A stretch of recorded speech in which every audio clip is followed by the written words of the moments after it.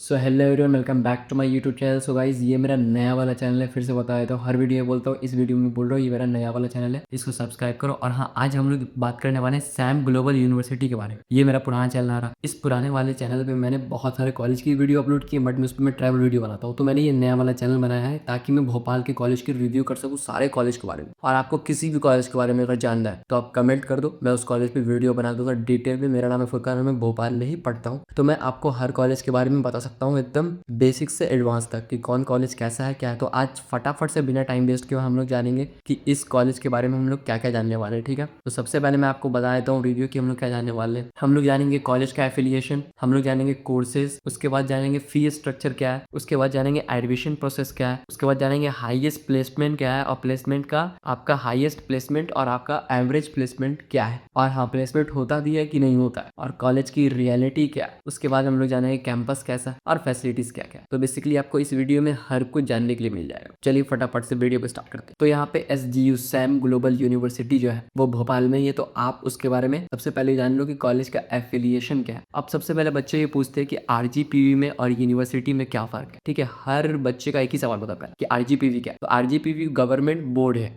और यूनिवर्सिटी जो होती है वो खुद की यूनिवर्सिटी होती है। यूनिवर्सिटी में क्या होता है कि जो सर आपको पढ़ा रहे हैं कॉलेज में, वही आपके एग्जाम पेपर सेट करते हैं, वही आपका एग्जाम में होते हैं, बेसिक डिटेल में। और RGPV में क्या है कि वो एक बोर्ड है। ठीक है, तो आप क्या है कि बोर्ड में एग्जाम देते हैं, आपका पेपर जो कंडक्ट करवाता है वो RGPV करवाता है ना, और आपका डिग्री और आपका रिजल्ट वो सारा चीज़ वो RGPV ही डिसाइड करता है। तो फिलहाल आज हम लोग बात करने वाले हैं सैम ग्लोबल यूनिवर्सिटी, जो खुद की यूनिवर्सिटी है। ठीक है, वो RGPV से एफिलिएट नहीं है, तो सैम ग्लोबल यूनिवर्सिटी है। तो यूनिवर्सिटी जो है वो किस चीज़ से एफिलिएशन है, उसका एफिलिएशन है UGC, AICTE और NCTE। ठीक है, ये आपका कॉलेज का एफिलिएशन है जो मैं आपको बता दिया। अब इसमें क्या क्या है कि कोर्सेज क्या क्या है, तो फटाफट से हम लोग आए कोर्सेज पे। तो कोर्सेज हम लोग स्टार्ट करते हैं। सबसे पहले कोर्सेज हम लोग स्टार्ट कर लेते हैं MSc CSIT से। तो यहाँ पे आपको स्कूल ऑफ IT में जो कोर्सेज हैं वो हैं MSc जो कि CSIT है, और आपका MCA है। फिर MCA आपका स्कूल बेस्ड भी है, जो कि ये तीनों दो दो साल का है। फिर से BA है, MA है, और आपका MA जो है वो Hindi, English, history, political science, geography,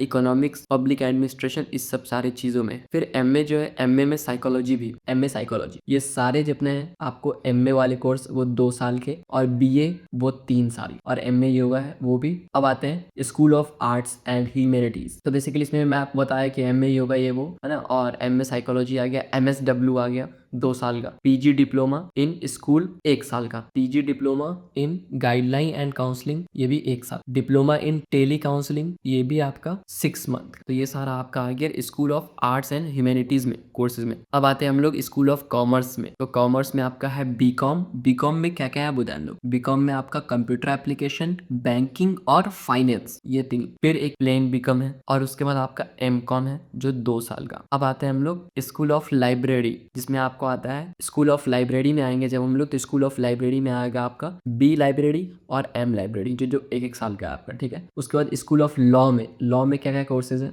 वो है आपका BA LLB 5 साल का। उसके बाद है आपका स्कूल ऑफ लॉ में LLB 3 साल का, LLM 2 साल का, LLM 2 साल का। अब हम आते हैं आगे। तो आगे हम लोग आ जाएंगे स्कूल ऑफ नर्सिंग में। तो नर्सिंग में आपका क्या है, अब क्या है कि इस साल ना ये नर्सिंग में कुछ मतलब वो आपको एडमिशन में कुछ जोड़ रहा है थोड़ा, कि नर्सिंग के लिए एग्जाम देना पड़ रहा है हर कॉलेज के लिए, आपको पहले जो गवर्नमेंट एग्जाम है वो देना पड़ रहा है। तो वो सब चीज़ें आने, उस पर अगर आपको वीडियो चाहिए नर्सिंग वाले टॉपिक पे, तो मैं आप कमेंट कर देना, मैं आपको वीडियो बना कर दे दूंगा। तो आपका स्कूल ऑफ नर्सिंग में आ रहा है क्या, BSc नर्सिंग, GNM, ठीक है, पोस्ट बेसिक और MSc नर्सिंग, ये आपका आ रहा है। MSc नर्सिंग 2 साल का, BSc नर्सिंग 4 साल का, GNM 3 साल का। ठीक है, स्कूल ऑफ फार्मेसी में आओगे तो B फार्मा, उसके बाद से B फार्मा लैटरल, फिर B फार्मा 4 साल का, और B फार्मा लैटरल जो हो 3 साल का ऑब्वियसली, और डिप्लोमा जो है B फार्मा वो आपका 2 साल का। BPT, BMLT 3 साल का, BPT 4 साल का। फिर ठीक है, उसके बाद आ जाना BMLT के बाद आप आ जाओगे सीधा इसमें bachelor of x-ray and radiology 3 साल का, बैचलर ऑफ ह्यूमन न्यूट्रिशन 3 साल का, DMLT 2 साल का, डिप्लोमा इन योगा। बताओ, ऐसे ऐसे कोर्सेज हैं, और ये सारे ना BPT BMLT ये सब आपका आता है। BPT BMLT ये सब आ रहा है स्कूल ऑफ पैरामेडिकल साइंस में। ठीक है, तो BMLT हो गया, बैचलर ऑफ एक्सरे रेडियोलॉजी हो गया, बैचलर ऑफ ह्यूमन न्यूट्रिशन हो गया, DMLT हो गया, MMLT हो गया, MMLT माइक्रोलॉजी हो गया, और MMLT एक आपका वो हो गया बायोकेमिस्ट्री, हेमेटोलॉजी और हिस्टोपैथोलॉजी। तो MMLT जो है आपका वो उसमें 3 तरह का है। एक है तो school of paramedical and science में आपका आ गया, school of paramedical and science में BMLT bachelor of x-ray radiology.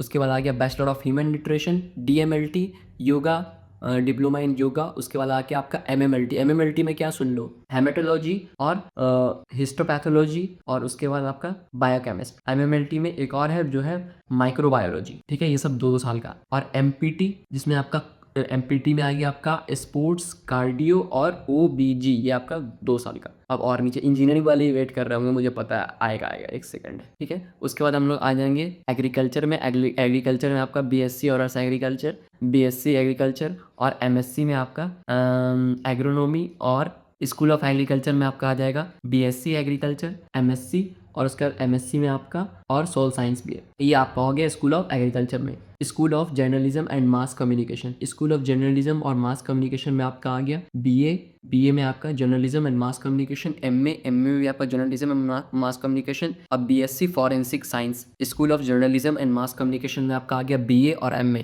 Journalism and mass communication में। अब हम लोग आते हैं स्कूल ऑफ साइंस की तरफ, तो उसमें आपका आ गया BSc में आपका फॉरेंसिक साइंस, MSc में फॉरेंसिक साइंस, BSc में माइक्रोबायोलॉजी और बायोटेक्नोलॉजी, ठीक है। माइक्रोबायोलॉजी और बायोटेक्नोलॉजी याद रखना। और BSc में आपका मैथ भी है, केमिस्ट्री भी है, फिजिक्स भी है, बॉटनी भी है, जोलॉजी भी है, जियोलॉजी भी है, स्टैटिस्टिक्स भी है, और आपका इन्वायरमेंटल साइंस भी है। ये सारा आपका BSc अगर आपको साइंस से करना है यहाँ से तो वो हो गया। अब BSc में आपका क्लिनिकल रिसर्च हेल्थ केयर ये हो गया, और MSc में आपका माइक्रोबायोलॉजी हो गया, बायोटेक्नोलॉजी हो गया। और अगर आप अब आएंगे डिप्लोमा वाले कोर्सेज में, तो डिप्लोमा में आपका electrical engineering, mechanical engineering, ME, और आपका सिविल इंजीनियरिंग और CSE, ये सब आपका हो गया 3-3 साल का। लैटरल एंट्री भी है, ठीक है। अब हम लोग आते हैं टेक्नोलॉजी में, तो टेक्नोलॉजी में इंजीनियरिंग में आपका आ जाएगा बीटेक में AI भी है और DS भी है, CSC, और स्पेशलाइजेशन में AI DS। लैटरल एंट्री में आपका बीटेक में सिविल इंजीनियरिंग, मैकेनिकल और EX। बीटेक में आपका वो मैकेनिकल EX जितना है वो सारा ब्रांच इसमें है। MTech में आप आइएगा तो MTech में आपका क्या नाम है, CTM, APS, फिर से ट्रांसपोर्टेशन इंजीनियरिंग। MTech में power system engineering, thermal engineering, machine design. MTech में आर्टिफिशियल इंटेलिजेंस भी है, MTech में मशीन लर्निंग भी है, MTech में डेटा साइंस भी है। और अब आप आ जाओ मैनेजमेंट में, तो मैनेजमेंट में BBA है, BBA इंटेलिजेंस एनालिटिक्स है, और उसके बाद इसमें MBA है। MBA आपका क्या नाम है 2 साल का है, ठीक है। BBA के बाद वाला MBA 2 साल का ही होता है। और उसके बाद आपका स्कूल ऑफ एजुकेशन में B.Ed, D.Ed, MA और BCA में AIML, ठीक है। तो इतना सारा आपका कोर्स हो गया। इतना डिटेल आपको यूट्यूब पे कोई नहीं बताने वाला कोर्स, मैं आपको सारा एक एक कोर्स बता दिया हूँ। तो कोर्स समझ में आ गया आपको क्या क्या। अब बात रही फी स्ट्रक्चर, तो फी स्ट्रक्चर जो इस कॉलेज का ना, वो अगर आपको बैठाते चलो तो वीडियो बहुत लंबी हो जाएगी। और फी स्ट्रक्चर क्या है कि आप मान लो कि अभी मैं वीडियो बना रहा हूँ, आप नेक्स्ट ईयर वीडियो देख रहे हो ये वाली, तो फीस तो फ्लक्चुएट होती ना। तो अगर आपको फीस के बारे में जानना है तो आप जिस टाइम पे पूछ रहे हो तो आप या तो कमेंट कर देना, या तो इंस्टाग्राम पे डायरेक्ट मेरे से DM करना कि उस टाइम में आप इस साल में देख रहे हो, नेक्स्ट ईयर में देख रहे हो, तो मैं आपको फीस पता चल जाएगी, ठीक है। तो आपको फ़ीस के बारे में पता चल जाएगा कि फ़ीस क्या क्या है। और एवरेज फ़ीस है यहाँ की, एवरेज समझ लो आप,